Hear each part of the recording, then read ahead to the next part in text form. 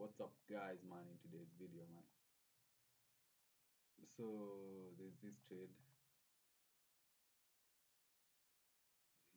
So we traded GBPUSD. As you can see, TP was hit, but we've also trade. We are going to trade gold because we have FOMC press conference. The market hasn't moved yet, so I'm going to give it time. But I believe the market will go up. I want it to go up so that it can trigger my entries on this line over here.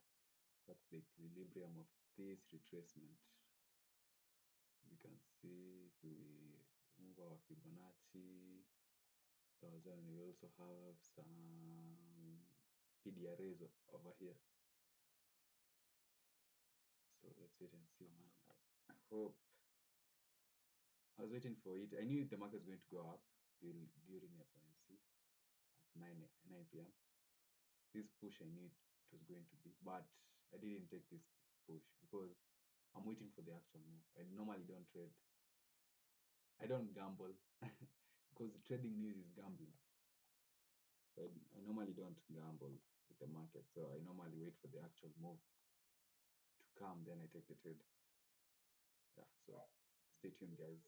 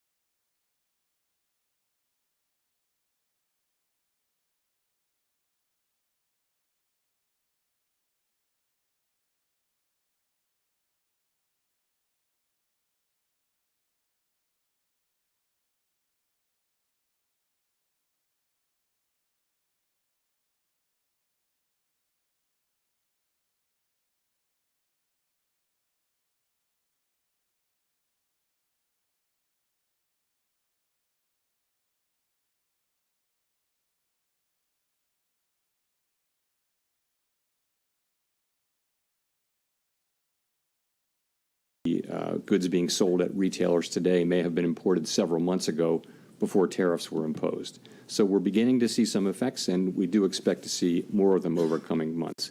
We do also see price increases in some of the relevant categories like personal computers and audiovisual equipment and things like that that are attributable to tariff increases. In addition, we look at surveys of businesses and goods being sold at retailers today may have been imported several months ago, but many companies do expect to put all or some or all of the effective tariffs through to the next person in the chain, and ultimately to the consumer.